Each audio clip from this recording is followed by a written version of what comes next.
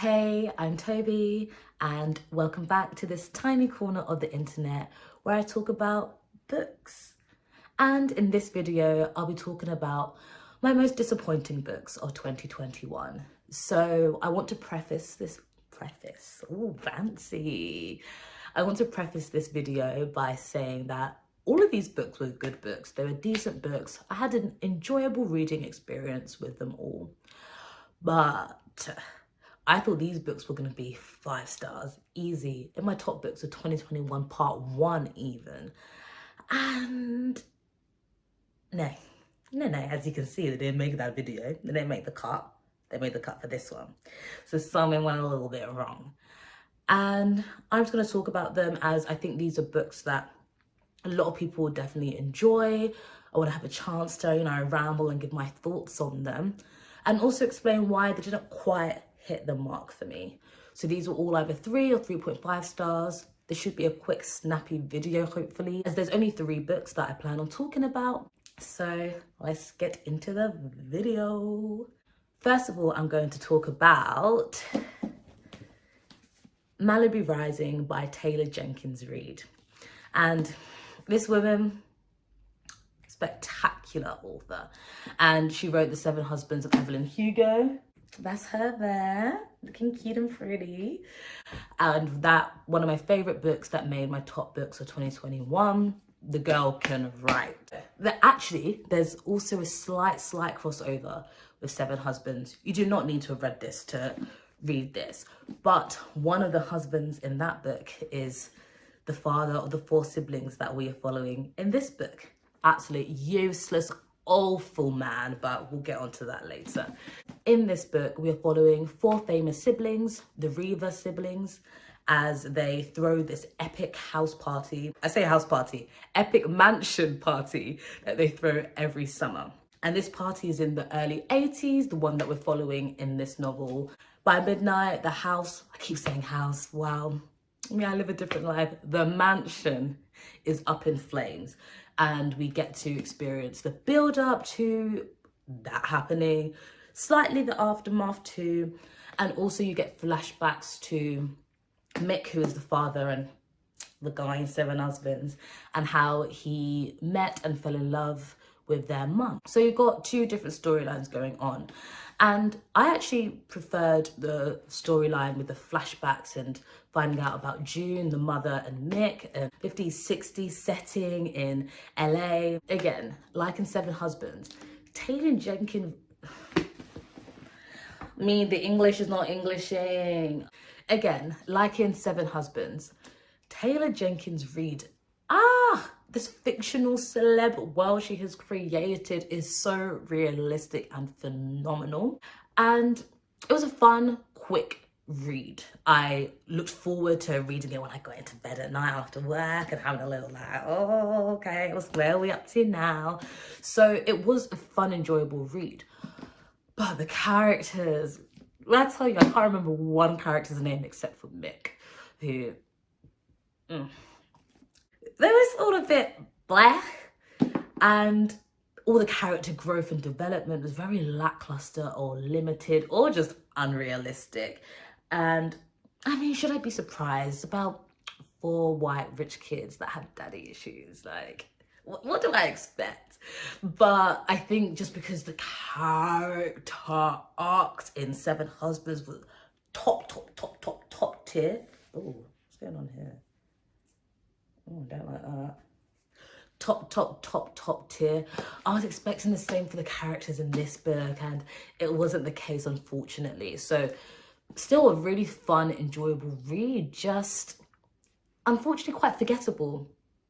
It's a book that in a couple years' time I could pick up and I probably won't have remembered most of what happened in it.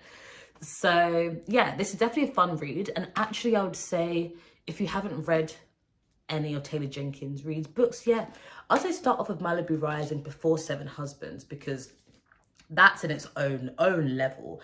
And if you start with this first, or if you go into it with the knowledge that, yeah, this is not the same tier or as good as 7 Husbands, if you have read it, then you will still enjoy this book. Luckily, I'd seen so many reviews already saying, fun read, quick read, good book. but it's not on par. So because I didn't go into it expecting it to be Seven Husbands standard, I meant I still had a wonderful time. I enjoyed reading it. I liked the book. It's just, I thought it would be 5 stars and it was 3.5 stars. There was a 5 in there, in all fairness, but not the one I was expecting to give. So definitely one I would still tell people and recommend people to pick up if they need a quick read, a read to get them out of a reading slump, a wonderful book to read like on holiday. Like, it's a very light, fun read that it's not going to take you away from the fun you're having wherever you're having fun or gallivanting to, but also you're going to be like, oh, get stuck in, you know, all the LA and the Malibu and sea, I don't know what I'm saying, but yeah, a great one to read when on holiday. So next we have Red, White and Royal Blue by Casey McQuiston. And this book has a wonderful premise. It's about the son of the president in the US and the Prince of Wales in the UK.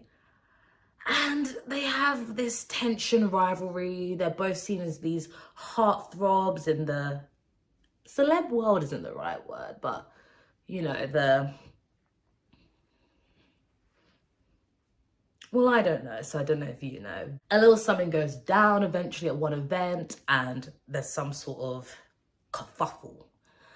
And the US, the UK, they're like, we don't want people to think there's some international relations issue going on between us. So they have to fake a friendship. And that friendship eventually becomes something more. And it's not a spoiler, it's literally on the blurb of the book. It's what the book is about. And then we follow the romance between those two. And it's like, wow, a world where Trump doesn't exist, because this is set in 2016, I want to say. It's set in the time when Trump was in power, but in this alternate reality, alternate history, that ain't the case. And I love that. I love that for us, for the world. However, with this book, I had high expectations. I was like, political intrigue. I studied politics and international studies at uni, so I was like, yes, a little bit of me. And then I was like, a queer romance too? What more? What more could I want? But I did want a bit more. I really struggled to get into the book at the beginning, especially. If I didn't push through, I was quite tempted to actually just put the book down and leave it. Because when they had this tension and they disliked each other and they didn't get on, it was just so random. It didn't make any sense. There was no real need. I guess you could say, was that deep down the sexual tension they had for each other, but I wasn't quite getting that vibe. It just seemed too forced, the way they just hated each other for absolutely no reason. It was just like, okay, like I can't be invested in this enemy thing because I don't get where this has come from and why it's at this extent. It's just hyper unrealistic, and I was like, But then the romance happened very quickly. I know some people don't like that, but because I wasn't enjoying the beginning when they weren't friends, I was happy it happened quickly. And I enjoyed the book a lot when the romance started. I was invested in their relationship.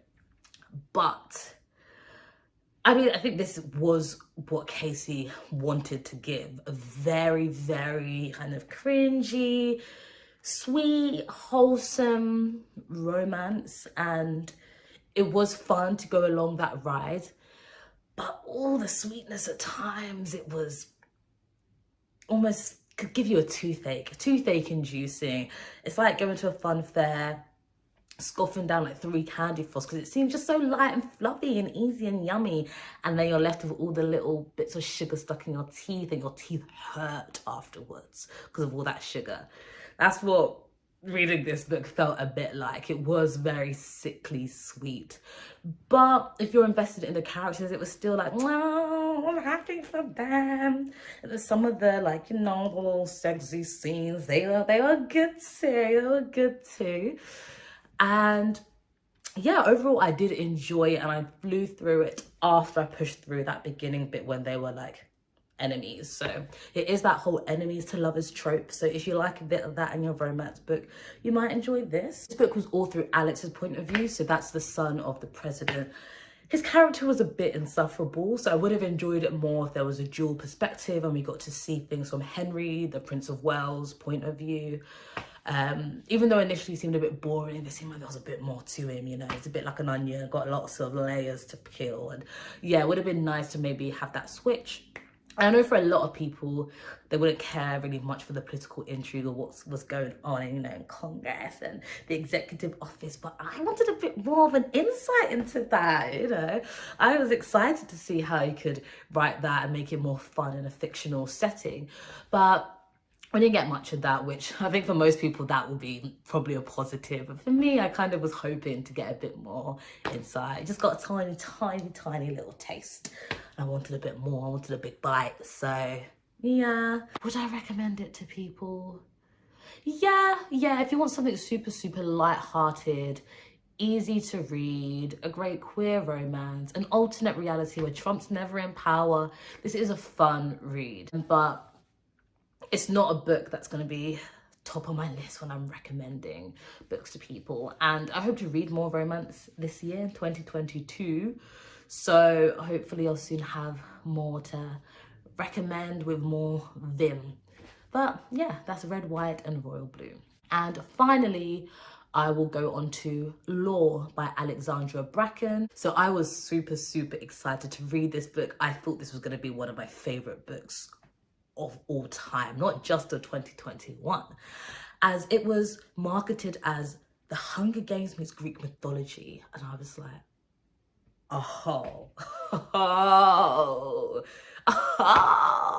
this book was written for me? Oh, okay, Alexandra Bracken, I see you. But no, the marketing, yeah, I mean, they're good at their job clearly, because that's what enticed me to read it, but it's not what the book really was about. And now I will actually tell you what it's really about. Every 7 years, the Aegon begins, and as punishment for a past rebellion against Zeus, 9 Greek gods are forced to walk the earth as mortal humans, and they are hunted by the descendants of ancient bloodlines who, if they manage to kill one of these gods whilst they're in mortal form, whoever kills, and usually that will be like the head of that bloodline and that clan, will gain that god's powers and become that god. So you become the next Aphrodite or the next Hermes. And this is a YA, young adult book, so following Law, a 17-year-old girl who her entire family was killed in the last Aegon when she was a wee lass, like a 10-year-old. And ever since that Aegon, where her sisters, her parents, her whole family was slaughtered, she was like, deuces, I'm out of here, I'm not participating in this anymore, I want no part of it, which I understand. So she's trying to just stay out of it this year when it comes around, and she's 17. And this Aegon is set in New York City, so that's where the book is set, which was pretty cool. And then these two, well, people come seeking her help during this Aegon. One of them is the Greek goddess Athena, and the other is her long-lost friend Castor. And then we follow the story from there, and it's action-packed, it's fast-paced, it's stressful, but there was nothing exceptional about the story. It was a fun, quick read. You know, I loved all the Greek mythology aspects. I loved, as I said, all the action and just how, like, boom, fun it was. But the characters were very standard YA characters. You have the girl who, you know, she's been through it, family, or usually at least a family member's passed, but this time it's the whole family that's gone. She's very, I don't need help from no one. You know, that typical very strong, brave, the usual protagonist girl in a YA action-packed, this vibe kind of book. And then you have the guy who's super sweet, like the opposite to her, and brings out her softer side, and yada, and they go back and forth with their romance, which just, there wasn't that much chemistry, if I'm being completely honest. Did not really care for their romance. Luckily, it wasn't too much of a focus of the book, so it was all right. But Athena, she was the one who made this book for me. Her character was great. Like, was she problematic? Hell yes, but I was here for it. So she was kind of the saving grace of the story and character dynamics for me. And I loved how Alexandra Bracken used Athena to kind of talk on how with Greek mythology, it's always from these male perspectives, and how the way females, whether it's humans or goddesses, are portrayed in a lesser light. And I love how they did that little take on it. And there was a twist that I did not see coming, and that was great, good fun. But it definitely was not giving any of the Hunger Games vibe it claimed. It was just very action-packed in the latter half of the book. But Hunger Games where? Nah, not quite. It was very accessible. You didn't need to have prior knowledge. If you're someone who hasn't really delved into the Greek mythology world yet, don't be scared, because you can still very much enjoy this book and understand it.